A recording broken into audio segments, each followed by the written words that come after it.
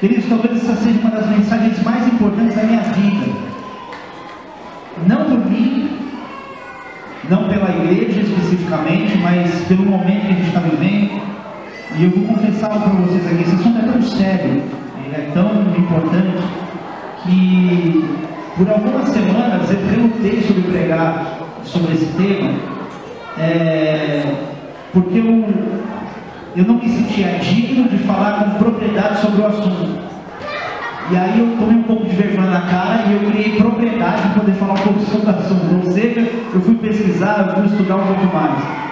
E hoje, pra você ter uma ideia, eu vou pregar o que é dos pontos mais práticos, talvez até os mais básicos sobre essa questão, sobre esse tema. Só que eu quero te convidar, você ir comigo na próxima quarta-feira, lá para o Colégio Neve de São José dos Campos, que o pastor Digão, lá de Florianópolis, que está estudando esse tema há muito mais tempo que a gente, acho que desde o final do ano passado, ele vai dar uma palavra sobre exatamente esse tema. E eu gostaria que você fosse comigo. Eu vou porque eu sei que eu tenho algumas outras coisas sobre esse tema que talvez eu, porventura, não tenha visto. E eu sei que ele está muito mais tempo estudando, ele talvez não seja tão objetivo quanto eu vou ser aqui. Então eu quero te convidar a ir comigo, me cobra, quarta-feira eu estou saindo daqui e eu vou pegar esse culto lá. Quem vai comigo? Eu estou meio sem moral, né? Tudo bem. Esse tema, querido, alguns pastores do conselho, numa das reuniões que a gente fez, eles foram despertados para poder falar, para estudar sobre esse assunto. Só que faz algum tempo que a gente teve essa reunião, a reunião não era sobre isso, e o pastor Digão começou a comentar sobre o tema, sobre isso que eu vou dizer para vocês, e a gente prestando atenção, alguns anotando. Eu não dei tanta atenção para anotar, mas eu prestei atenção, e muito tempo depois eu comecei a ser despertado para poder falar sobre isso, e me senti na obrigação de compartilhar essa mensagem com vocês. E é o tipo de mensagem que eu vou pregar uma vez na minha vida. Eu não vou pregar de novo sobre essa mensagem. É diferente de um texto que você fala sobre Abraão, né, levando seu filho Isaac para ser sacrificado, ou qualquer outra coisa. Então, o que eu achei mais curioso é que a gente, no nosso grupo do WhatsApp, nós estávamos comentando sobre esse assunto, e os pastores estão pregando as suas igrejas ao mesmo tempo, praticamente. Com exceção talvez do pastor Digão, que já tem compartilhado isso com a igreja em Florianópolis há mais tempo. Só que alguns pastores já estão começando sem a gente se falar. Isso é raro acontecer, a gente pregar sobre temas tão contextualizados ao mesmo tempo, né? Porque o pastor da Bola de Neve é meio fora do padrão. Nos dias dos pais ele não prega sobre pai só. No dia das mães não prega só sobre mãe. Na Páscoa ele trazer um outro motivo. Eu, por exemplo, em casamento nunca prego sobre casamento. Eu aplico ao casamento. Então, você deve estar curioso para saber do que eu estou falando. Então, eu quero compartilhar com você, de uma forma contextualizada, algo sobre o ano de Shemitah. E para isso eu queria pedir para você abrir a tua Bíblia em Levítico, no capítulo 25.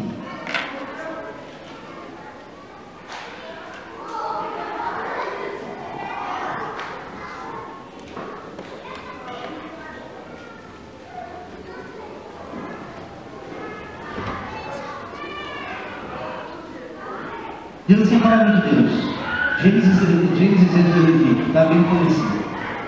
Disse o Senhor a Moisés no Monte Sinai: fala aos filhos de Israel e diz-lhes: quando entrares na terra que vos dou, então a terra guardará um sábado ao Senhor. 6 anos semearás o teu campo, e 6 anos podarás a tua vinha e colherás os seus frutos. Porém no 7º ano haverá sábado de descanso solene para a terra, um sábado ao Senhor. Não semearás o teu campo, nem produzirás a tua vinha. O que nascer de si mesmo na sua seara, não cegarás, e as uvas da tua vinha não podada não colherás. Ano de descanso solene será para a terra.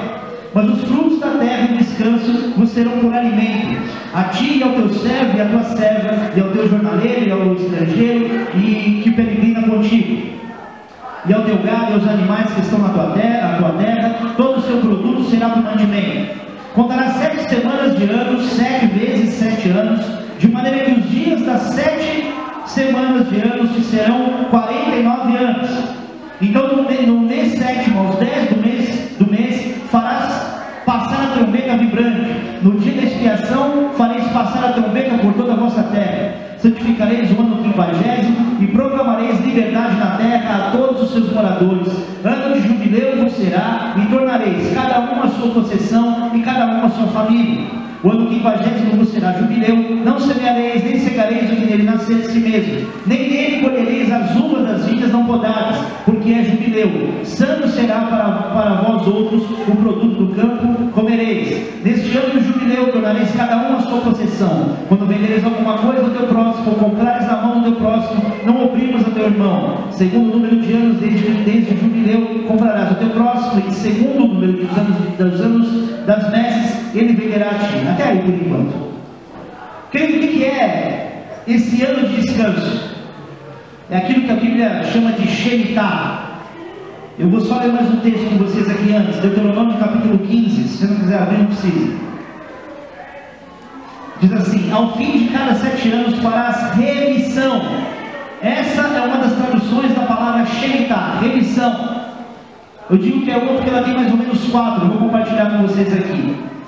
Este, pois, é o modo da remissão. Todo credor que emprestou ao seu próximo alguma coisa que remitirá o que havia emprestado, não exigirá do seu próximo ou do seu irmão, pois a remissão do Senhor é proclamada. Até aí também. Querido, o que é esse Shemitah? O que é esse ano de remissão? A palavra de Deus nos ensina, e nós aprendemos com o povo judeu, que o sábado, ele é o dia de descanso, ou seja, o Shabbat. Então, a cada 6 dias, ou dentro do 7, o 7º dia é um dia de descanso, é o Shabbat. E aqui o que Deus está falando e dando ordem ao seu povo é que a cada 7 anos que ele produzisse alguma coisa na terra, no 7º ano, o sexto, no caso no 7º ano, ele não plantaria e ele não colheria. Ele ia comer aquilo que caísse do pé, ou ele poderia ter as suas reservas, mas não haveria nada que se fizesse com a terra. Ou seja, uma forma da terra poder descansar, mas é com mais do que isso. Então, querido, no calendário judaico, só para você entender, ele não coincide com o nosso ano. Então, o ano de Shemitah não é o ano especificamente, ele comprime 2 anos nossos. Por exemplo, dá uma fotinha aí. Acho que você não vai conseguir ver tão bem, mas é como se... Aí. Esse preto aqui é o nosso calendário no meio. E o calendário judaico é esse aqui, é o de fora. Só que no mês nosso comprime o final de ano deles e o começo do outro ano. Então 2 anos, o final de um e o começo do outro, não precisa pagar não, vamos ver como é que ver, senão vai demorar milhares de anos. Pode acender a luz. Dá para enxergar assim? Então vamos deixar assim, tá? Então, só para você entender mais ou menos isso. Então o ano judeu, nós temos no nosso ano, ou no mês nosso, ele comprime essa transição. Só que o calendário judeu é lunar, então ele é flutuante, ele não é baseado como a gente, é o dia específico, pronto e acabou. Exceto o ano bissexto, coisas assim. Então, para você entender o que é esse Shemitah, o ano, então é necessário que você entenda que ele termina e começa no mês específico. Eu vou falar mais sobre isso. E a palavra Shemitah aqui, ela tem, na verdade, 4 traduções. Ela significa, para a parte boa dessa palavra, porque ela tem 2 traduções boas e 2 traduções nem tão boas, que diz remissão ou liberação, e a outra tradução é agitação ou abalo. Só que depende do comportamento do povo, para dizer se esse ano de Shemitah ele vai ser bom ou ele vai ser ruim. E no ano de Shemitah, querido,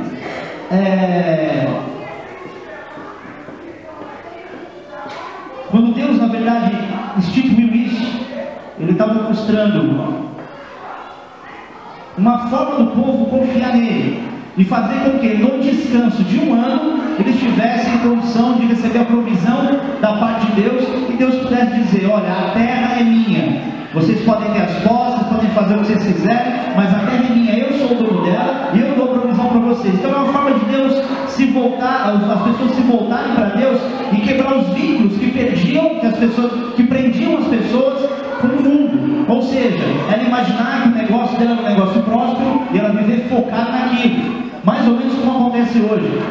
E aí Deus tem que quebrar algumas pessoas no meio para poder aprender que não importa quanto dinheiro ela tenha, tudo que ela consiga fazer, ela depende exclusivamente de Deus. Então, se nós fôssemos do povo judeu, nós deveríamos guardar esse ano de Shemitah, e isso acontece até os dias de hoje, ou deveria acontecer até os dias de hoje, tá? Então esse ano, ele mostra ele coloca Deus na condição de provedor e de dono de tudo aquilo que há nessa terra. Então, se antes se falava do fruto da terra, daquilo que especificamente vinha da terra, ser o meio de sustento do povo, hoje nós não trabalhamos como lavradores. Nós não tiramos especificamente da terra o nosso sustento, embora a gente coma das coisas da terra. Muitos trabalham com coisas variadas, então talvez não teria muito sentido, muito contexto para alguém parar de trabalhar o ano inteiro. Se eu parar de vender, como é que vai? Então, você vai entender um pouco melhor isso ao longo dessa mensagem. Então, querido, esse Shemitah, ele tem durado cerca de 3.000 anos, ele tem terminado toda a ascensão e toda a quebra da economia mundial até os dias de hoje. Então, o que aconteceu com o povo é um reflexo que nós estamos vivendo exatamente nos dias de hoje. E esse ano, que é um ano profético, esse ano de Shemitah, ele tem determinado as quebras da economia, a ascensão e a decadência, mas principalmente outras catástrofes que vêm ao mesmo tempo com isso. Então, o que Deus está fazendo é chamando a atenção das pessoas com algum outro acontecimento também. Muitas coisas acontecem em anos de Shemitah. Então, geralmente, os colapsos financeiros são os mais evidentes, só que outras coisas também acontecem que chamam a atenção daquele que não está muito ligado nas questões dos colapsos financeiros. Por exemplo, nações em ano de Shemitah, outras catástrofes naturais acontecem em ano de Shemitah. E aí, indo agora lá para trás, lá no início de alguns, há muitos outros, tá? Mas eu vou começar a pontuar alguns para você aqui. Indo lá para trás, na história, biblicamente falando, Jerusalém, quando ela foi devastada e o povo foi levado escravo, o que aconteceu isso? Então coloca as fotos aí das ruínas de Jerusalém. Já eu falei de Jerusalém, você pode ir acelerando, tá? Você pode olhar e ver que Jerusalém, ou esse contexto é o resultado daquilo que aconteceu, da destruição, da devastação que foi no ano de Shemitah. Agora, por que Jerusalém foi destruída? Uma das melhores respostas, as mais assertivas, é porque a nação de Israel, de uma hora para outra, ela parou de cumprir o Shemitah. Então aquilo que seria para eles liberação, libertação, remissão, passou a ser abalo. Passou a haver como pode dizer, essa destruição. O que era para ser uma bênção se tornou uma maldição. E se você olhar o contexto exato da história, você vai perceber que por 450 anos, eles roubaram, não vou falar de todos os cálculos aqui, senão você fica até amanhã aqui. Eles roubaram cerca de 70 anos de descanso, e para Deus abalar as estruturas do povo dele, para trazer o povo de volta, ele permitiu uma instituição, o nascimento do Império Babilônico, que fez 3 incursões na terra de Israel. Então Nabucodonosor vem e destrói Israel, ele coloca fogo no templo, e ele leva o povo escravo para a Babilônia. E se você olhar e perceber cálculos, você vai perceber que eles ficaram por 70 anos. Os anos que eles roubaram de descanso, eles ficaram escravos por 70 anos. Jeremias capítulo 25, versículo 11.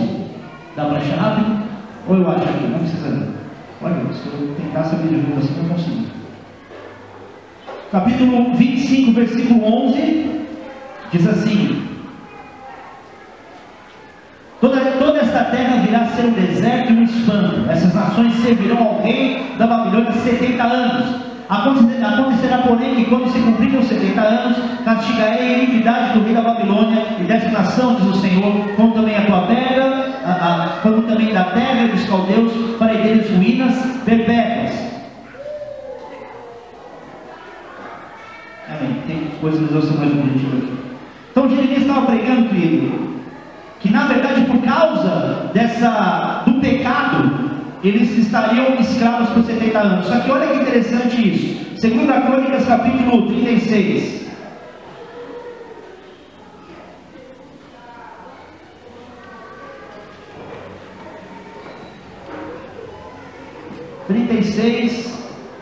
Eu sei que eu estou acelerado, mas é porque tem muita coisa, tá? Versículo 20 diz assim: os que escaparam da espada, a esses levou ele para a Babilônia, onde se tornaram seus servos e de seus filhos, até o tempo do rei da Pérsia, para que se cumprisse a palavra do Senhor por boca de Jeremias, até que a terra se agradasse dos seus sábados. Todos os dias da desolação repousou, até que os 70 anos se cumpriram, para que as pessoas, para que até que a terra se agradasse dos seus sábados. Então, esses 70 anos, eles têm uma conotação direta com os anos de Shemitah, com os anos de descanso. Ou seja, o povo ignorou uma ordem simples de Deus. E aquilo que era para ser uma bênção, que era para Deus frutificar, abençoar, multiplicar, e eles um ano sem precisar trabalhar. Olha como o povo, como o ser humano é complicado. Deus dá uma ordem para o bem do povo, o povo descumpre a ordem e vira escravo. É exatamente isso que Deus faz. Deus permite acontecer com a gente. Ele fala: eu estou te dando uma ordem, não faça isso. Aí vem os outros e falam assim: está vendo, esses crentes não pode fazer nada. Só que mal sabe o mundo que as ordens que Deus dá é para um benefício, não para enjaular o crente e dizer: você não pode isso, não pode aquilo. É para dar a ele uma condição de liberdade verdadeira. A palavra de Deus diz, Jesus mesmo nos ensina: se o Filho vos libertar, verdadeiramente sereis livres. O que ele quer dizer com isso? Existe uma falsa liberdade. Então, verdadeiramente liberdade, esse contexto da palavra é para dizer uma outra questão. Olha, tem outra liberdade que você talvez não conheça. Amém? Então, isso aconteceu com Israel, só que isso se refletiu no mundo. Ao longo dos anos isso tem acontecido. Os abalos do mundo, eles mostram o quanto o povo está distante da dependência de Deus, e o quanto ele está ligado, dependendo do dinheiro. E aqui eu compilei aquilo que é de mais relevante para você saber ao longo da história. O que o ano de Shemitah trouxe ao mundo que deixou de depender de Deus para amar o dinheiro? Tem algum aí? Amar o dinheiro. Não, tinha uma outra. Tem que ser.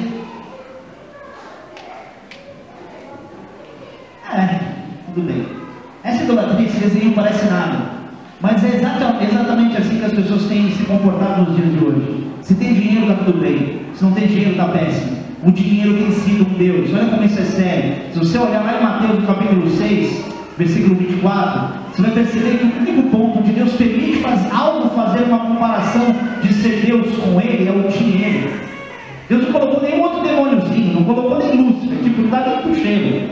Porque as pessoas que estão procurando o que Lúcifer é, buscam aquilo que em recurso o mundo pode dar. Então isso é tão grave que o mundo hoje tem vivido isso e não tem dependido de Deus. Vai dizer que você, quando fica sem dinheiro, você fica tranquilo. Vocês estão aí? Todos nós precisamos aprender isso. Esse exemplo do povo de Israel, ele é um exemplo presente na nossa vida hoje. E se nós não entendemos que precisamos descansar em Deus, o nosso Deus será o dinheiro. Amém? Agora vamos lá. Por isso que o ano de Shemitah vem para abalar uma nação ou um mundo que depende das finanças. Agora, você já ouviu falar em Outubro Negro? Ou Segunda Negra? O que é isso? É um mercado financeiro entrando em colapso. Se você perguntar a um analista financeiro, ele vai te explicar, só que ele não vai conseguir te explicar o porquê. Você perguntar o que é Outubro Negro, o que é Segunda Negra, ele vai dizer: é uma hora que inexplicavelmente a bolsa entra em colapso, alguma coisa acontece, as ações despencam, os pontos caem, e no fim das contas a gente não consegue saber porquê, não tem uma explicação lógica, porque não tem nenhum outro acontecimento, ou alguma outra razão para a bolsa cair, ou para haver essa quebra na bolsa. Então, querido, você vai saber aquilo que muito analista da bolsa não sabe hoje. Se encontrar um analista da bolsa, pergunta para ele, fala assim: cara, o que é o Outubro Negro? Fala, por que isso acontece? Ele pode até dar muito inteligente. Ele fala assim: isso aqui acontece porque ele pode dar a explicação do final, ele pode dar a explicação do resultado, mas não daquilo que é a fonte, o porquê que isso acontece. Então, o ano de Shemitah, querido, você já sabe agora o que significa, né? Beleza? Então tá bom. Pode deixar as últimas fotos que você deixar, Diegão, para a gente contextualizando, tá? E como eu estou falando aqui de Deus destronando esse Deus do dinheiro que é chamado de Mamon, como sinal disso, a nossa leitura desse momento ela virá por causa dos colapsos financeiros mundiais e os acontecimentos que estão atrelados a ele, tá? Então, quando você olhar o que aconteceu com a bolsa, não se desinteresse, porque tudo isso tem uma razão, tem uma questão específica que você vai entender. Teve muito mais, tá? Mas eu vou me ater a esses, ou muitos mais não, alguns mais. Eu tenho muito mais do que eu vou te mostrar hoje. Só que eu vou me ater a esse e cair em um cálculo proposital, tá? Então Então não se esqueçam daquilo que eu falei, que o ano de jubileu, aliás, o ano de Shemitah, que inclusive a cada 7 anos, a cada 7 Shemitahs é um jubileu, que aí tem todas as liberações gerais, você pega os 2 textos, você vai entender melhor. Não se esqueça que eles comprimem, eles cabem no mesmo mês de um ano só nosso, tá? Então vamos lá. 1917, início da Primeira Guerra Mundial. O que resultou isso? Uma queda de 40% da Bolsa de Valores. A grosso modo, querido, só para você não ficar muito perdido, a queda da Bolsa era resultado de um aumento de impostos e de um menor poder de compra. Tem alguém que trabalha com análise financeira aqui? Pelo menos. Levanta bem alto. É isso, mais ou menos? Se dissesse que não, eu ia desmontar a pregação inteira. Então, quando você olha para a quebra da bolsa, algum colapso financeiro, os impostos aumentam, a capacidade do povo comprar cada vez diminui mais. Ou seja, empresas quebram, funcionários são mandados embora. Mais ou menos o que a gente nunca vê acontecer, né? E início da guerra. O que aconteceu nesse início de guerra mundial? Além dessa queda de 40% do valor da bolsa, a gente talvez não tenha a proporção que são 40%. Se você perguntar para um analista, você vai ver que 40% é um absurdo de quebra, tá?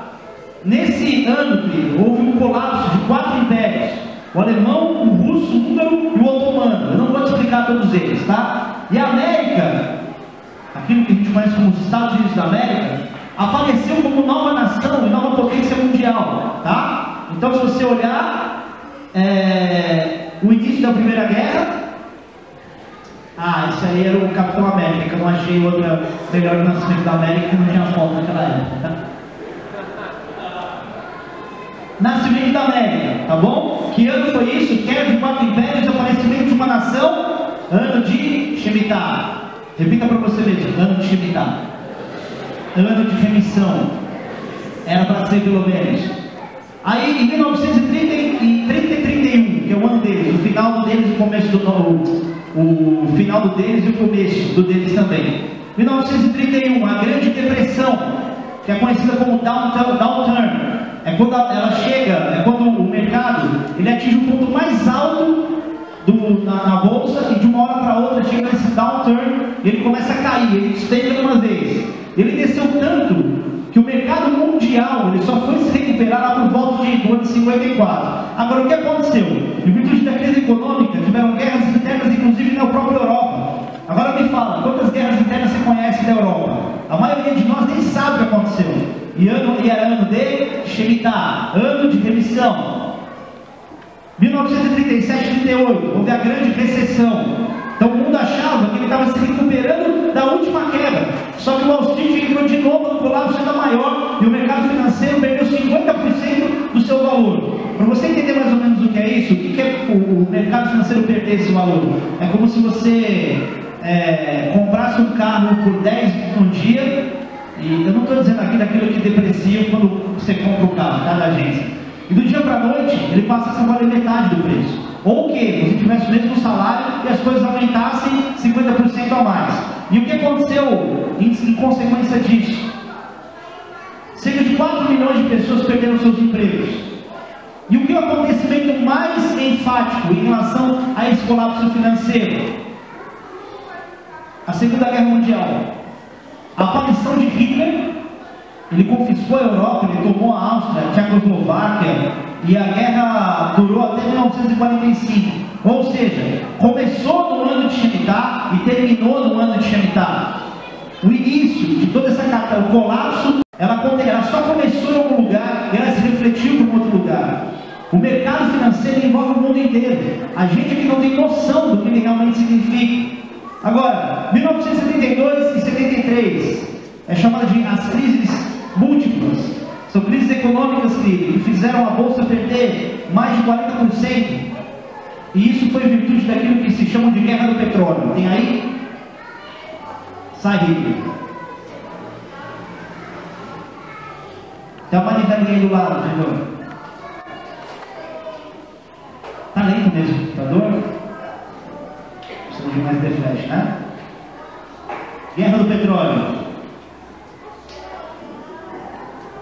Aí. Se você não vai conseguir ver daí. A Veja, na época, ela tinha um outro slogan, veja que sempre estava escrito e leia, veja e leia. A data, está olhando ali em cima, está Estados Unidos, presidência sitiada. Aí você olha, na data, você não vai conseguir ver daí, ela é outubro de um ano de Shemitah, ou seja, o início do outro ano. Então, eu vou pular aqui, querido, algumas outras datas, e eu vou lá para 2001, onde teve a crise do .com. Essa crise do .com, ela é mais ou menos relacionada, totalmente relacionada à aparição da internet. Todo mundo viu a internet nascer, empresas do .com nascendo, todo mundo injetou muito dinheiro nessas empresas. E lógico, do dia para a noite, algumas empresas de internet, tipo Napster, algumas você baixava música, não é nem o que é hoje, é muito mais arcaico do que aquilo que a gente vê hoje. Ficaram milionários, as pessoas ficaram milionárias do dia para a noite. Ninguém ficou milionário porque trabalhou, se esforçou e conseguiu alguma coisa. Ficaram milionários porque investiram em alguma coisa que era o mercado em ascensão. Só que chegou uma hora que todo mundo começou a ver a realidade do que é a internet. Por exemplo, quando a internet saiu, você falava assim, eu faço site. Você era um cara, não é? Você fazia site, você estava milionário. O que você faz? Eu faço sites. Nossa, trabalha com internet. Isso começou mais ou menos, eu me lembro, por volta de 1990, acho alguma coisa, houve essa popularidade maior, né, no Brasil inclusive. Aquela internet de escada, né? Só que com o passar do tempo, todo mundo foi cair na real e peraí, isso qualquer um é capaz de fazer. Você montar uma página não é tão possível quanto hoje. Pra você ter uma ideia de como essa tecnologia, ela mostra a realidade, ela se mostra, as crianças conseguem resolver e circular pela internet, é uma facilidade muito maior que os adultos. Um dia eu estava com o Rininha, né, o filho do apóstolo Rino, na casa dele, ele não dava muita atenção, sentei do lado dele na sala, do lado do meu iPad mexendo, 5 anos de idade ele tinha, a idade do meu filho. Ele senta do meu lado e fala assim, onde você está aí, cara? Saudade de você. Ele senta do meu lado e fala assim, você sabia que a gente pode sincronizar e jogar junto? Sincronizar, até hoje eu não sei sincronizar no iPad. Ele com 5 anos está falando, a gente pode sincronizar e jogar junto. Então todo mundo começou a ver que algumas empresas de internet não eram tudo isso. Injetaram muita grana na internet, mas quebraram. Porque as empresas não eram tudo que diziam ser. É como se eles tivessem investido dinheiro em uma pessoa que tem uma empresa, mas a empresa propriamente ela não faz nada. O que houve no mercado? Uma quebra no mercado. É o que eles chamam de colapso do .com, a crise do .com. E o que aconteceu também no ano de 2001? Wall Street experimenta o maior colapso financeiro de todos os tempos, a bolsa fecha, e ela fica de terça até domingo fechada, e uma bolsa para ficar da terça-feira até domingo fechada, é porque algo grave aconteceu. E na segunda ela abriu, é 17 de setembro, e no pôr do sol, você vai entender por quê, e caiu mais de 600 pontos, o que é uma catástrofe tão grande para o investidor que muita gente se matou. Agora, por que aconteceu isso? Por que ela fechou?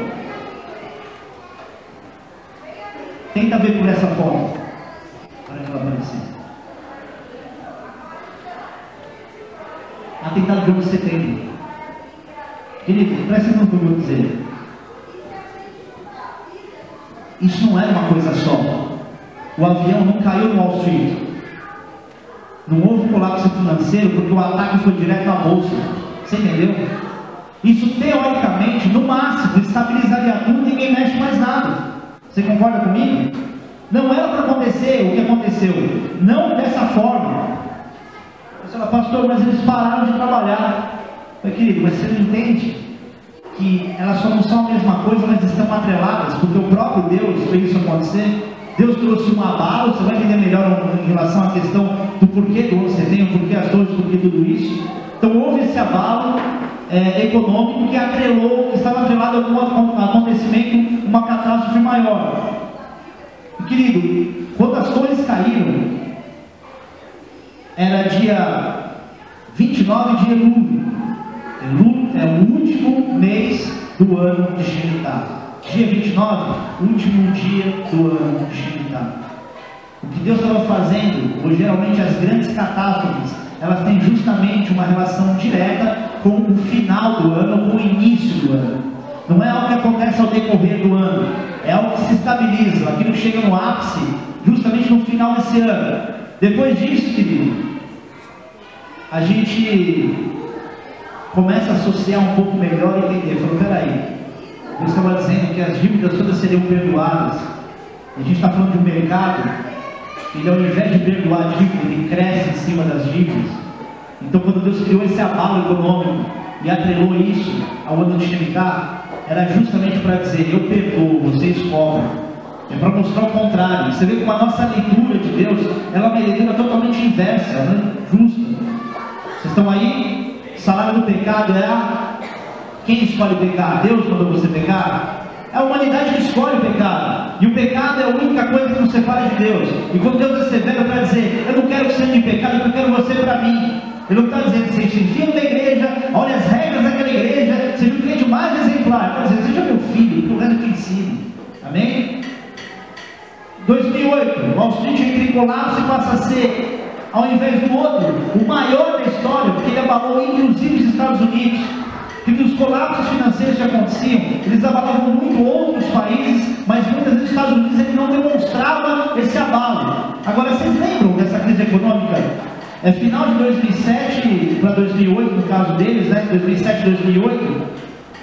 Você lembra quando o nosso então presidente Lula Molusco falou que uma crise econômica que para a gente seria uma marolinha? Vocês lembram? Isso é só uma marolinha. Era só uma marolinha dele mesmo, só que teve um tipo de brasileiro que morreu afogado nessa marola. Sabe por quê? Só para manter a estabilidade, para se manter nessa marolinha, o governo brasileiro ele gastou cerca de 832 bilhões para manter a economia estável. Não é para manter estável, é gastou para não morrer. Só que quem é que paga? Fazer cortesia com o chapéu é fácil, não vai acontecer nada, eu pago. Fica tranquilo, povo brasileiro. Fica tranquilo, povo brasileiro. Não paga essa dívida para você. Me peça o cartão de crédito para pagar essa dívida. Você paga quem paga? Era a gente que estava pagando 832 bilhões.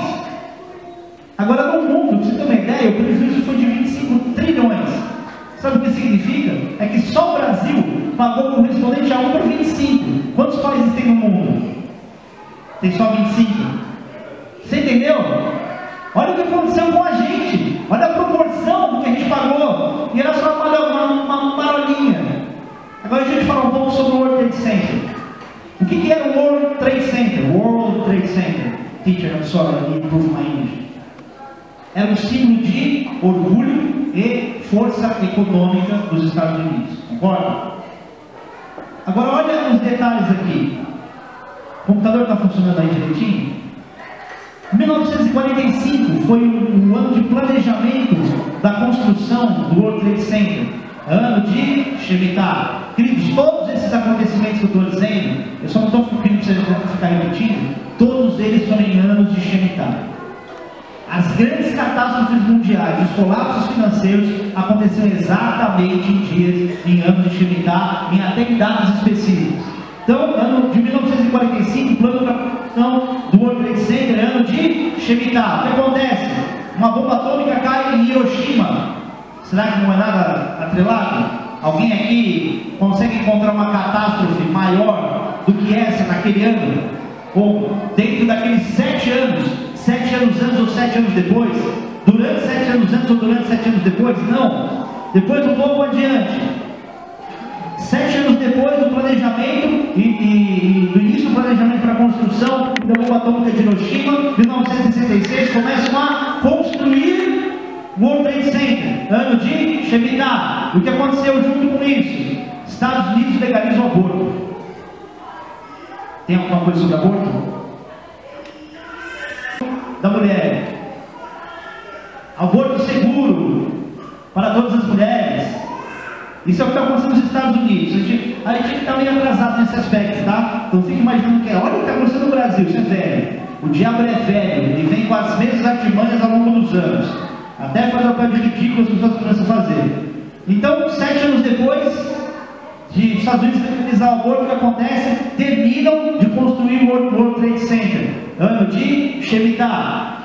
7 anos depois, querido, do que? De ser legalizado o aborto, a América perde a guerra para o Vietnã, que ironicamente era uma guerra onde os Estados Unidos se lembra de que jovens morriam na guerra.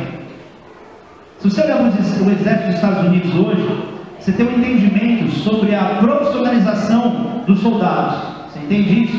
Ou seja, não é só o jovenzinho que fica no exército, não é só o jovenzinho que vai para a guerra.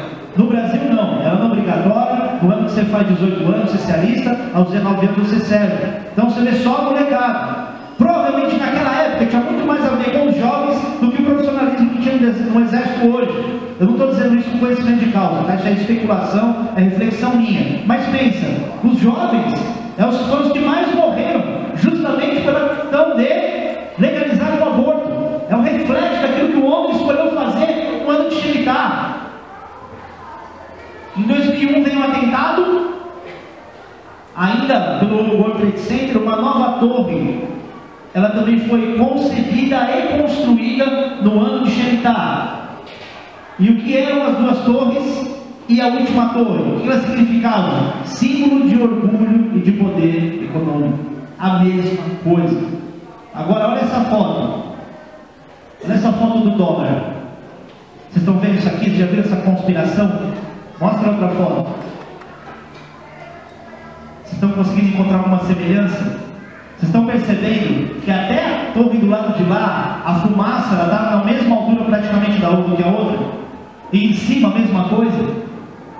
Isso é uma... Se vocês pegarem a aula que a gente está fazendo no Instituto Global, sobre um monte de coisa disso, você olha para isso e fala assim, essa aqui é meio coincidência, mas tem outras que são ainda mais profundas do que essa. Vocês não têm ideia da quantidade de informação, de aviso Illuminati que tem tudo isso, tá? Agora você fala, peraí, então se é Illuminati não é Deus. Deus conhece o tempo.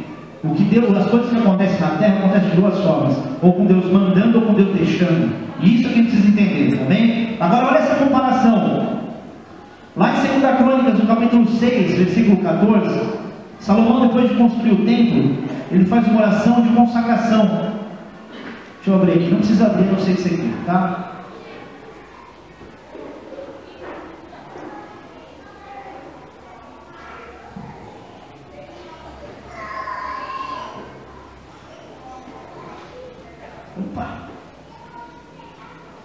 Versículo 14 diz assim: e disse, ó Deus, Senhor de Israel, ó Senhor Deus de Israel, não há Deus como tu, nos céus e na terra, como tu, que guardas a aliança e a misericórdia dos teus servos, que de todo o coração andam diante de ti. Que se cumprisse para com teu servo Davi, meu pai, o que lhe prometeste pessoalmente disseste, e pelo teu poder o cumpriste, como hoje se vê. Agora, pois, ó Senhor Deus de Israel, faz a teu servo Davi, meu pai, o que lhe declaraste, dizendo, não te faltará sucessor diante de mim, que se assente no trono de Israel, contando que teus filhos guardem o seu caminho para andarem na lei diante de mim, como tu andaste.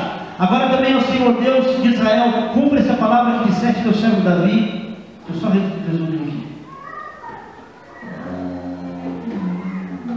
Eu não vou ler tudo, porque a parte da consagração está mais para baixo. Depois você lê com mais calma. O que Salomão fez foi uma oração de consagração do solo, do lugar, daquilo que ele estava entregando ao Senhor, que era o próprio templo, o lugar do templo. Então aquela restauração foi uma oração de consagração a Deus do local. Só que os anos foram passando e justamente aí começa o grande problema. O povo de Deus foi se esfriando e deixando de cumprir o Shemitah. E Deus levanta a Babilônia, ou seja, surgimento da nação em ano de Shemitah, e 212 anos depois do Shemitah, o templo foi destruído. Agora olha que interessante, em 1492, o rei Ferdinando, na Espanha, fez um acordo com o Papa de expulsar todos os judeus da Espanha. Só que Deus, ele é demais no domínio da história. Ele levantou um judeu chamado Cristóvão Colombo, que recebeu dinheiro da coroa para fazer a expedição. Quem descobriu a América? Isso aí, Cristóvão Colombo. O que ele fez? Ele fundou uma nação, por ter descoberto, uma nação com o propósito de receber os judeus que estavam sendo expulsos. Ou seja, uma nação preparada para receber o povo de Deus. E se você quer saber agora por que os Estados Unidos são tão fortes economicamente, é só porque eles receberam o povo de Deus. Para que a promessa de Abraão se cumprisse lá. Abençoarei os que te abençoarem. Não é porque o americano é muito mais inteligente do que qualquer outro. Quem são as pessoas, humanamente falando, mais inteligentes que você conhece na Terra? Qual é o povo? Asiático. É ou não é? E são eles que têm a fama de potência. Para quem conhece, sim, porque quem entende a China, quem entende o Japão, sabe o que é o comércio, sabe o que é o mercado. Agora, como é que o americano se vê? Assim? Não. Eu não estou denegrindo a imagem do americano, tá? Eu só estou te mostrando que esse orgulho ele é muito mais vivo, mais evidente nos Estados Unidos do que na maioria dos países. As pessoas têm orgulho de ser patriota. O patriotismo ele é muito mais enfático, talvez lá. Estão aí? E durante muitos anos a América foi uma colônia britânica. Só que um general chamado George Washington, no seu primeiro ato como presidente, sabe o que ele fez? Na capital americana da época, ele fez uma oração da época, tá? Ele fez uma oração de consagração a Deus. Ele subiu no palanque, colocou a mão numa Bíblia, ele levanta a outra mão para o céu e ele consagra a nação americana a Deus.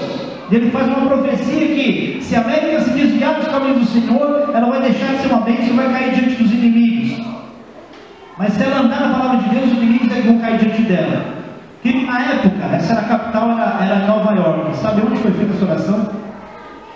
Naquilo que a gente conhece hoje como Ground Zero, ou seja, exatamente o lugar onde as torres gêmeas foram construídas, que hoje está assim. Exatamente nesse lugar foi feita a oração da consagração do solo. Olha que coisa séria. Agora, assim como no templo de Salomão, que foi consagrado e foi destruído quando eles abandonaram o Shemitah, no inglês tem uma palavra, consecrate, consagração. E em português, consagração tem desconsagração. E no inglês tem desecrate, né? Consagração e a desconsagração. É uma palavra que só existe teoricamente, ou pelo menos eu conheço no inglês. Não conheço em outras, talvez. A gente não tem. Então, quando eles consagraram, à medida que eles passaram a ignorar aquilo que o povo judeu deveria fazer também, guardar naquela terra, que seria a honra do ano de Shemitah, eles desconsagraram, houve um desecrate lá. E agora eu vou explicar isso rápido. Resumindo, o mesmo Deus, que é o Deus da consagração, por causa dessa atitude, ao invés dele cumprir a promessa da bênção, ele também cumpre o juízo, ele cumpre o abalo. Por isso que 11 de setembro aconteceu exatamente no ano de Shemitah. Bênção, querido, para aqueles que andam nos caminhos do Senhor, para aqueles que entendem os princípios de Deus. Só que abalo para aquele que não entende, não ignora os princípios de Deus.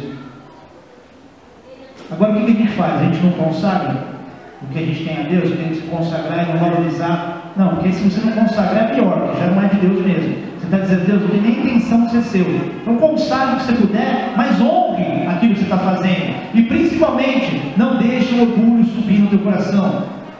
Outro exemplo, vocês lembram de Jericó, que foi rodeada por Josué? Quantas vezes? 7 vezes. Eles tocaram a trombeta, gritaram, a mulher caiu, eles estavam no caminho da cidade, atropelaram Jericó para conquistar e ir conquistando. Eles se encheram talvez tanto de um orgulho, tipo, derrubou a mulher, a gente é casca grossa. Tudo bem, Deus, foi Deus que mandou, mas você sentiu o fôlego que eu coloquei na hora que eu toquei a porta? Começaram a achar que eles eram alguma coisa. O que aconteceu depois? Foram enfrentar uma cidade muito menor, chamada Ai. Ela era tão pequena que eles nem mandaram o exército inteiro. Falaram, isso aqui a gente derrubou Jericó, a gente conquistou Jericó, a gente quebrou tudo lá. Ai, já era. Tomaram um porto, uma cidade muito menor. Deus, os humilhados serão exaltados, mas aquele que se cresce, aquele que pensa estar de Amém? Se você olhar para os Estados Unidos, em 73, eles experimentaram isso justamente com o Vietnã. País pequeno, lugar pequeno, atropelou os Estados Unidos. Pega no mapa, olha no mapa o Vietnã e olha os Estados Unidos. Como é que essa nação ia perder? Sabe o que é isso? Orgulho. Agora, olha um outro exemplo aqui desse mistério. Quando Deus resolve destruir Jerusalém, Isaías vai lá e profetiza. Isaías capítulo 9. Acha aí. Vocês estão entendendo daqui? Tem alguém que não está entendendo nada. Então você não está sincero. Isaías capítulo 9, versículo 8 diz assim: o Senhor enviou uma palavra contra Jacó e ela caiu em Israel. Todo o povo saberá, Efraim e os moradores de Samaria, que em soberba e altivez de coração dizem, os tijolos ruíam por terra, mas tornaremos a edificar com pedras lavradas. Cortaram-se os sicômoros, mas por servos os substituiremos. Portanto, o Senhor suscita contra ele os adversários de Rezim e instiga os inimigos.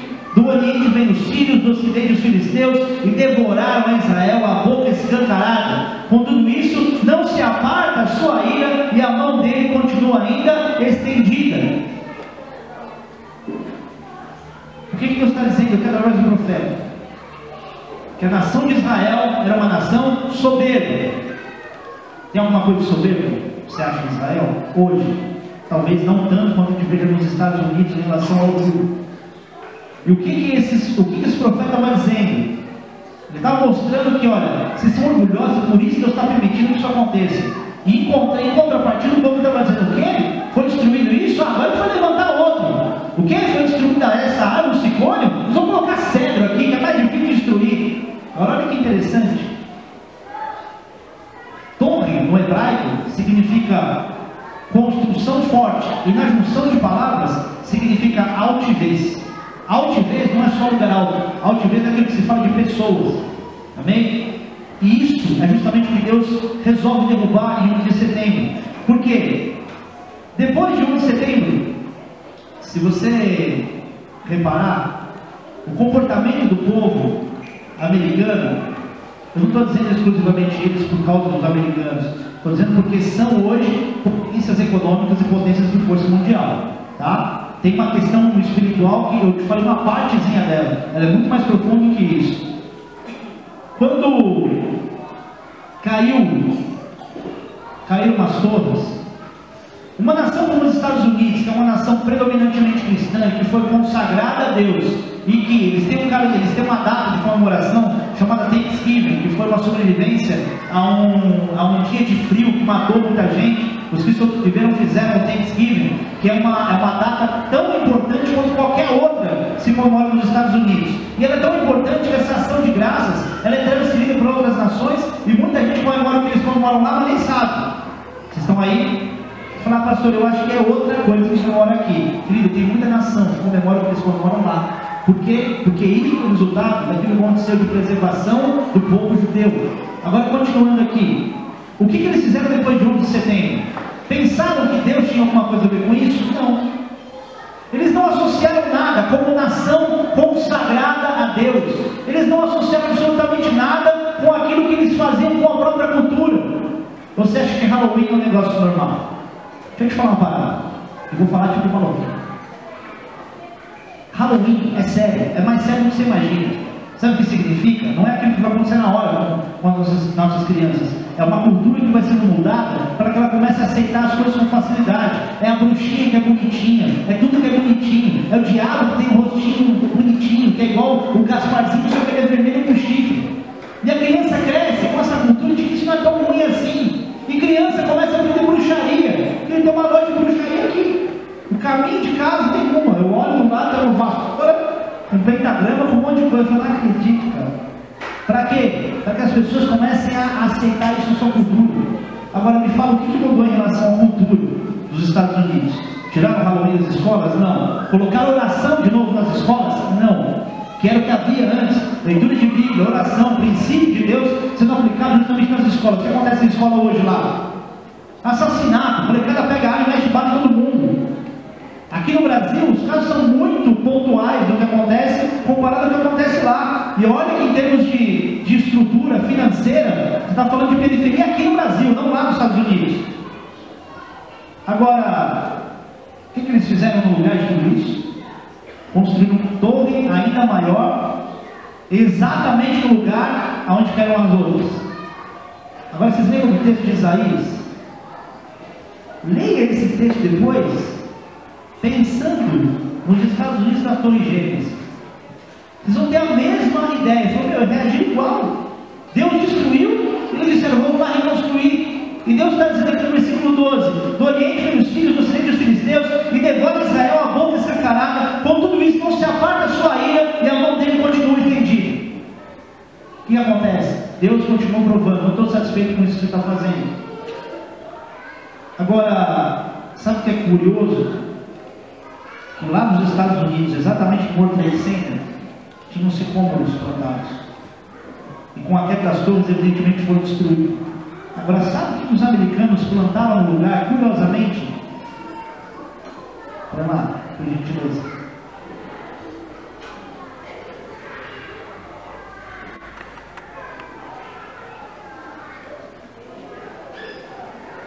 Isso é mesmo.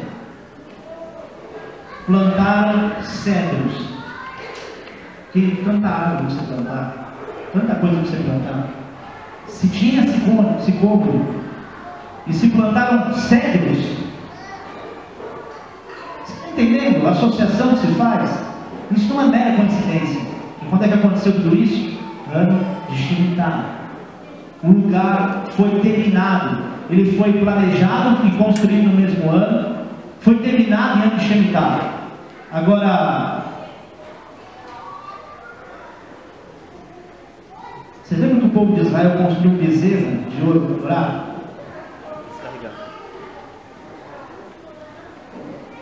O que os Estados Unidos têm como um símbolo de força econômica? Será que é muita coincidência? Ah, pastor, o que tem a ver um touro? Vai dizer que toda vez que você olhou, ou quando você começou a pensar no mercado Wall Street, você olhou e falou, não, isso aqui é o que melhor define o estádio Wall Street. Isso aqui define o mercado econômico. Você pensa num touro? Eu penso em qualquer coisa. Eu penso num golfinho, que é inteligente como um mamífero. E evidentemente mais do que o touro. Eu penso na águia, que é o próprio símbolo da nação americana. Por que será que é o touro? Símbolo de força. Aí tem uma outra foto que eu peguei, mas é de um outro lugar. Isso provavelmente deve ser na Índia, tá? Mas você fica imaginando, olha que engraçado, olha como as histórias se repetem. Olha como continua sendo sempre a mesma coisa. E logo no início desse ano de Shemitah, essa torre é terminada. Agora pensa comigo. Planejamento do World Trade Center no primeiro. Começou em ano de Shemitah, terminou de ser construído em ano de Shemitah. E os anos seguintes foram marcando justamente as catástrofes. Agora pense o seguinte: o que demora mais para ser construído? 2 torres ou uma? Pense uma construção de 1966 e uma construção dos dias de hoje, 2000 e pouco. O que demora mais? 2 torres naquela época ou uma torre hoje? 2 torres naquela época. Se fosse uma torre naquela época e uma hoje, ainda assim lá demoraria mais. Agora olha que engraçado, por que será que essa última torre foi construída? Começou em ano de Shemitah e terminou em ano de Shemitah. 7 anos para construir uma, se há tempos atrás eles fizeram 2 no espaço de 7 anos. Será que é só coincidência? Você consegue entender? Eles não precisavam de levar 7 anos para construir uma torre. Ou você vê grandes prédios hoje sendo construídos que demoram 7 anos. Quem aqui trabalha na construção, na área de construção? Bem alto que não consigo enxergar. Ninguém, tudo bem. Profetizo muito engenheiros assim que de nome de Jesus.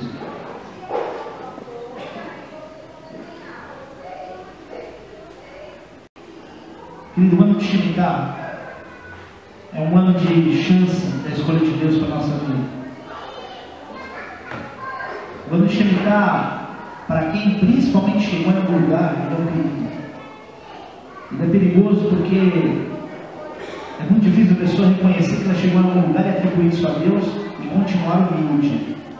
E isso é um ponto sério, e a partir disso é que o povo continuou recebendo as sentenças de ter ignorado o descanso de Deus e dizendo: eu sou poderoso pelo meu trabalho, eu tenho conseguido, eu tenho algo. Não, Deus é legal, não, Deus, lógico, eu sou brother de Jesus, também sou filho de Deus. Filho de Deus que nunca fala com o pai, né? Nunca vi essa relação de filho com o pai, e fala que Deus é pai.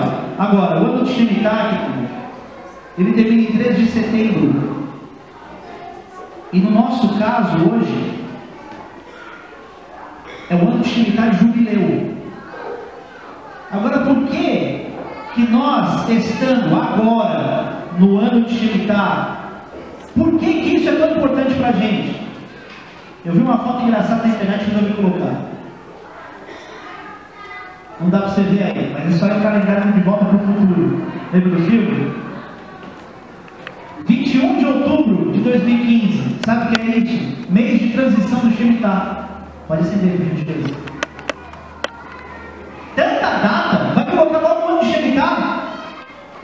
Agora,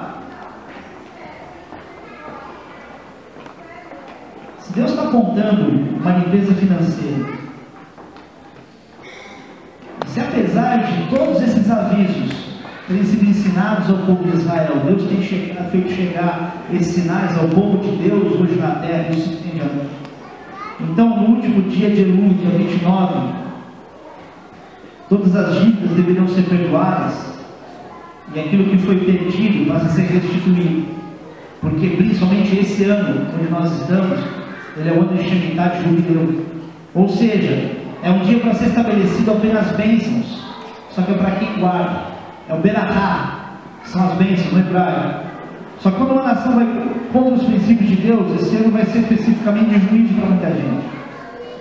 As pessoas têm a oportunidade de ser livre, de libertar, de ser perdoado e perdoar, só que as pessoas têm ignorado isso, têm sofrido os colapsos daquilo que tem vivido.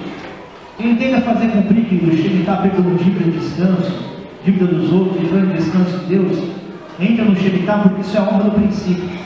Então, se você aprende a perdoar, e se você aprende a descansar em Deus, você vive as promessas que Deus tem para o povo judeu, inclusive. Então, esse comportamento que a gente tanto fala na igreja, sobre perdoar, sobre restauração, isso é para que você entre nos princípios daquilo que Deus faz, para escapar daquilo que seria o juízo da parte de Deus. Agora, a parte séria: o que é que isso reserva para esse ano? O que esse ano de Shemitah talvez tenha a ver com o nosso próprio ano?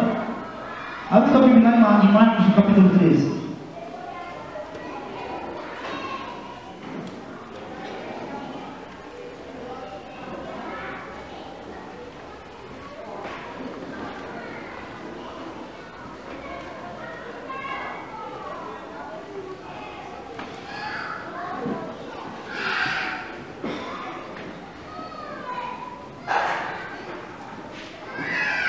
Versículo 24 de Marcos, capítulo 13, diz assim: mas naqueles dias, após a referida tribulação, o sol escurecerá, a lua não dará sua claridade, as estrelas cairão do firmamento, os poderes do céu serão abalados. Então verão o Filho do Homem vir nas nuvens, com poder e grande glória, com grande poder e glória. E ele enviará os anjos e reunirá os seus escolhidos dos quatro ventos da extremidade da terra até a extremidade do céu. Aprendei, pois, a parábola da figueira: quando já os seus ramos se renovem, as folhas brotam, sabeis que está próximo o verão. Assim também vós, quando vides acontecer essas coisas, sabei que está próximo às portas. Em verdade vos digo que não passará esta geração sem que tudo isso aconteça. Passará o céu e a terra, porém as minhas palavras não passarão. Mas a respeito daquele dia ou da hora ninguém sabe, nem os anjos do céu, nem o Filho, senão o Pai. Estai de sobreaviso, vigiai e orai, porque não sabeis quando será o tempo. É como um homem que se ausenta.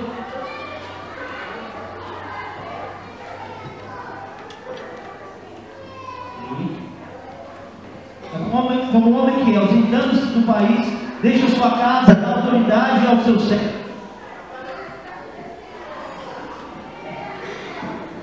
Noite, se ao cantar do galo, se pela manhã, para que vindo ele inesperadamente não vos ache dormindo. O que porém vos digo a todos: vigiai. Querido, Jesus está dizendo aqui: olha, quando essas coisas começarem a acontecer, já olha para o alto. O terceiro templo que vai ser construído em Jerusalém, está pronto para ser construído. Ele já tem toda a estrutura pronta. Há um local em Jerusalém onde todos os utensílios, a Pequena foi lá, ela falou: olha, eu vou te levar, não é um passeio turístico, mas vou te levar para esse lugar, onde todos os utensílios do templo, feitos em ouro, estão prontos para ser colocados, já feitos. A novilha vermelha que vai ser usada para o sacrifício já existe. O cenário do anticristo está estabelecido de uma forma explícita. Crise econômica, aquilo tudo que a gente vê em termos de valores distorcidos, está óbvio.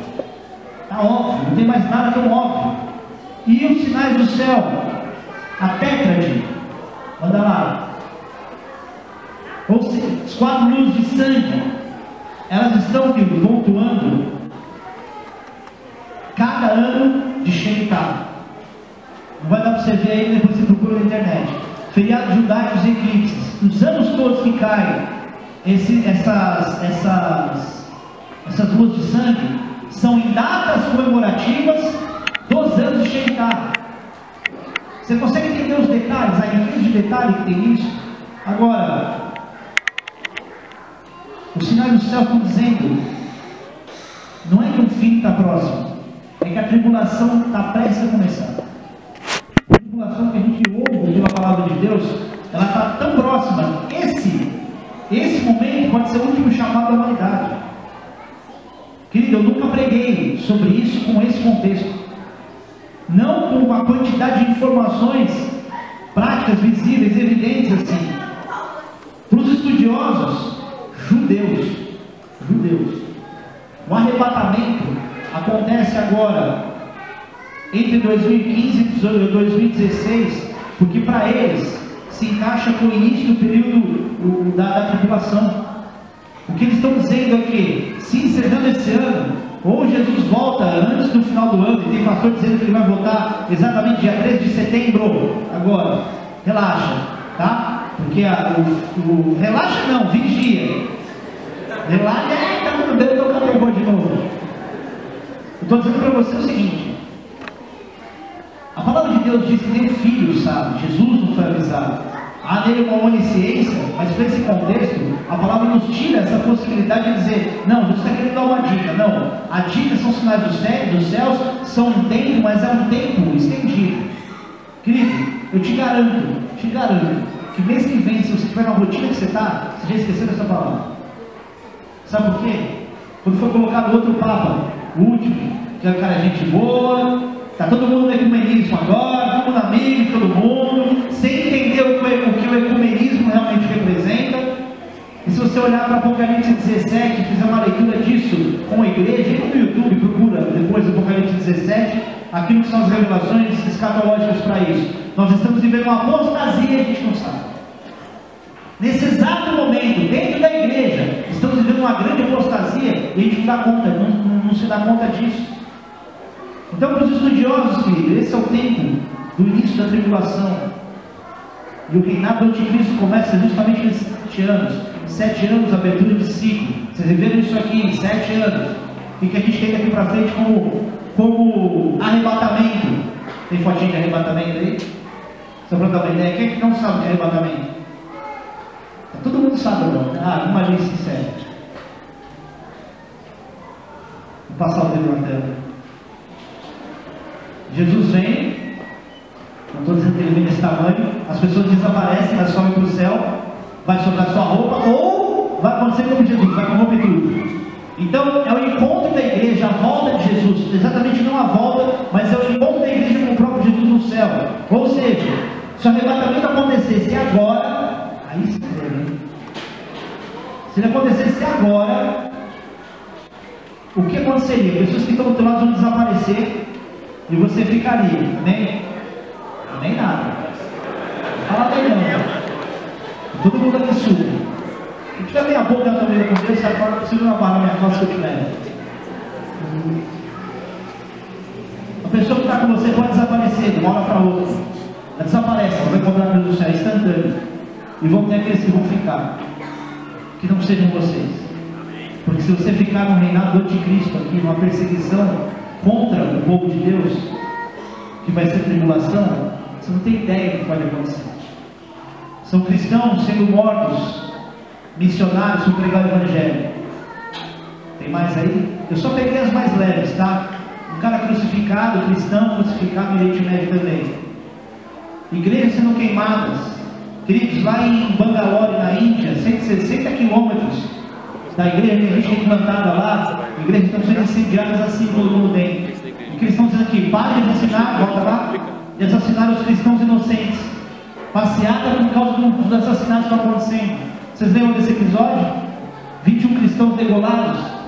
Vocês têm ideia que isso não é o que vai acontecer lá, isso vai acontecer aqui. Tem pastor no Brasil já ameaçado de morte por um grupo extremista islâmico do Nordeste.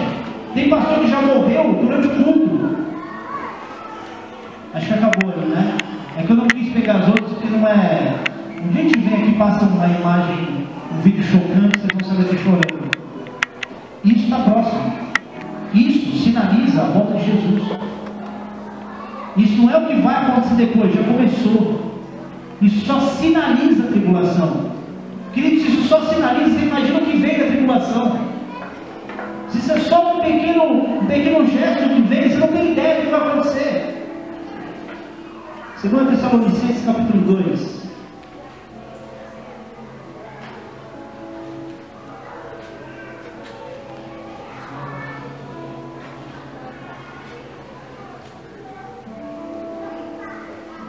Versículo 3 diz: ninguém de nenhum modo vos engane, porque isso não acontecerá sem que primeiro venha a apostasia, e seja revelado o homem da iniquidade, o filho da perdição, o qual se opõe e se levanta contra tudo que se chama Deus ou é objeto de culto, a ponto de assentar-se no santuário de Deus, ostentando-se como se fosse o próprio Deus. O que vem agora é a apostasia, e vou te falar, é uma das épocas onde eu vejo mais apóstatas na igreja do que eu já vi na vida. Pastor em apostasia. Você está olhando um monte de pastor enfiando o pé na jaca. Você olha a gente que era firme na pegada com Deus, de uma hora para outra começa a relativizar tudo, começa a jogar a graça no lixo. Pastores formadores de opinião, que pregam universalismo, como se Deus fosse salvar Hitler assim. Deus pode ter salvado? Pode, Deus é Deus. Agora, se a gente começar a acreditar nisso, quem é que vai querer dar firme com Deus? Não é, pastor, está dizendo que Deus salvou Hitler? Mas que eu preciso me esforçar para dar direito? E é pastor que ensinando isso para o povo. Sabe como se chama isso? Apostasia. Apostasia.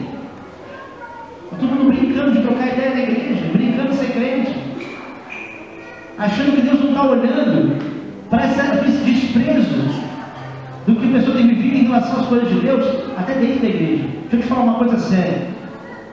Nós temos um risco muito maior do que as outras pessoas que não conhecem Deus ainda, porque nós temos a consciência, sermos contados por aquilo que a gente entende. Tem um monte de gente fora aí que, se tivesse a oportunidade que a gente tem, eles valorizariam. O próprio Jesus chamou a atenção, falou: ó, vocês conhecem a lei, vocês conhecem tudo, tem prostituta e tem ladrão, se tivesse a chance de ver o que vocês viram, estavam crendo aqui, e vocês estão comigo, vocês têm a chave do céu, não entra, deixa o outro entrar. Somos nós. Joel capítulo 13, versículo 14, não precisa abrir, fala de um Armagedon precedido por eclipses. Nós estamos vivendo eclipses lunares e solares. Eclipse solar e lunar, querido, em festa bíblica.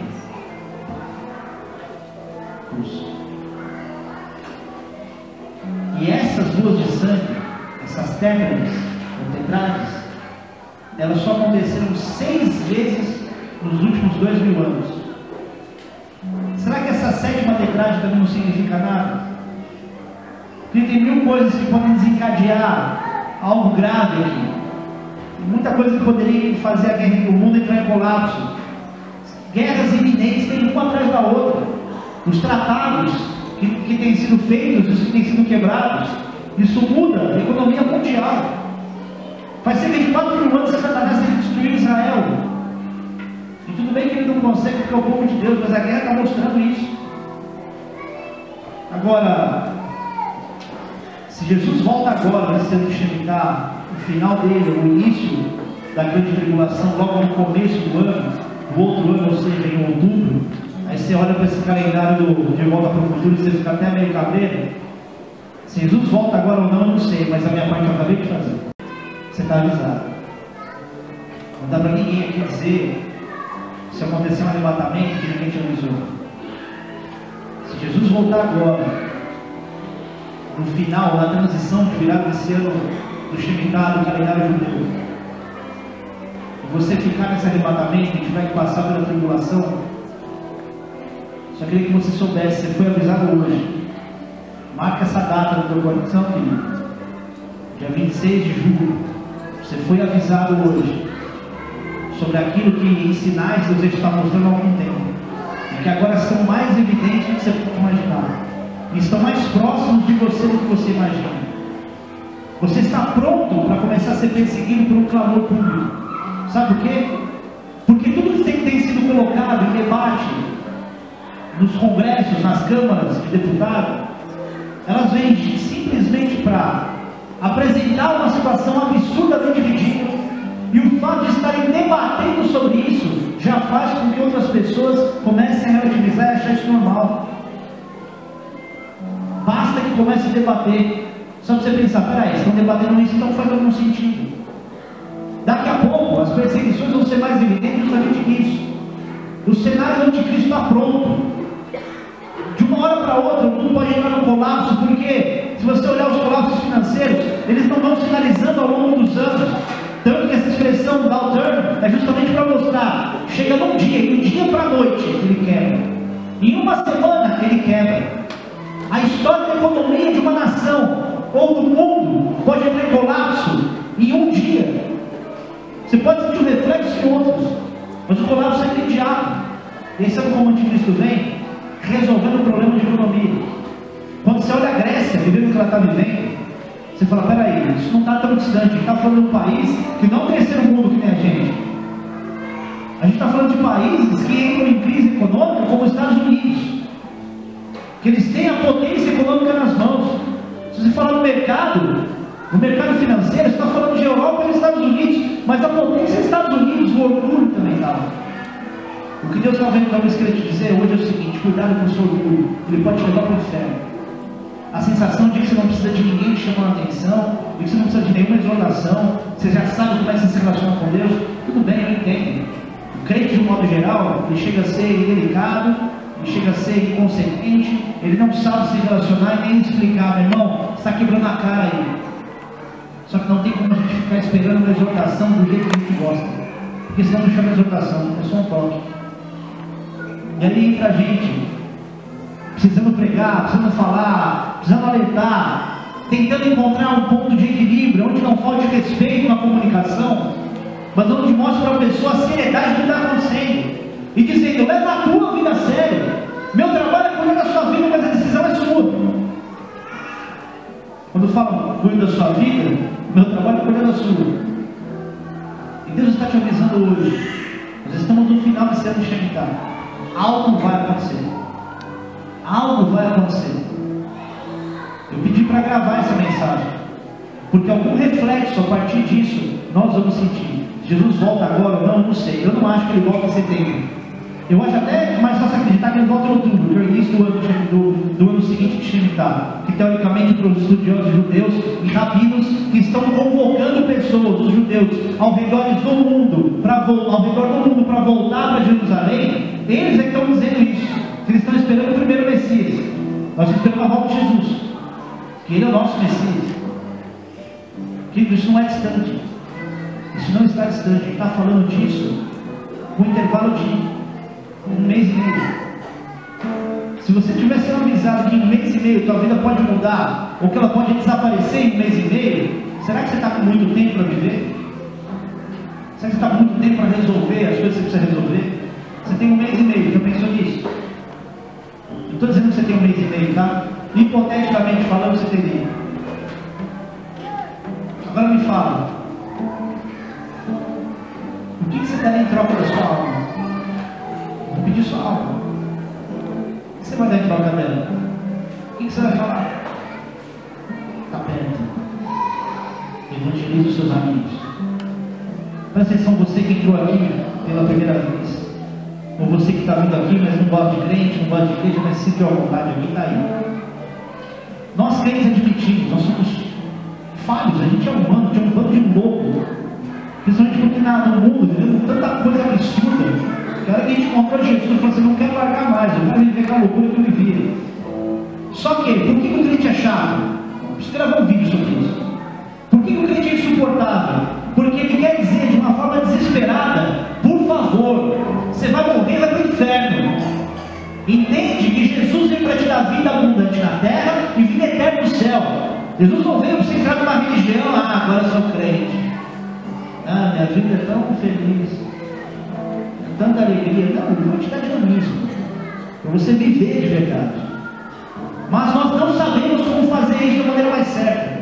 Então, se você está aqui hoje e entende, ninguém quer saber se vai virar crente ou não. Ninguém quer dizer, agora você vai ser membro dessa igreja. Não é isso. Não se trata disso.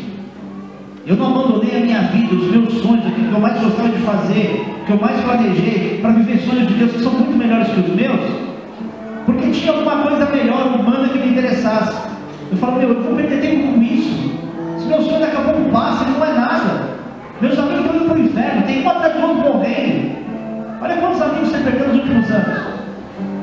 Verdade. Só no ambiente que eu vivia, de amigo meu do skate, eu perdi tanto amigo que eu não consigo contar.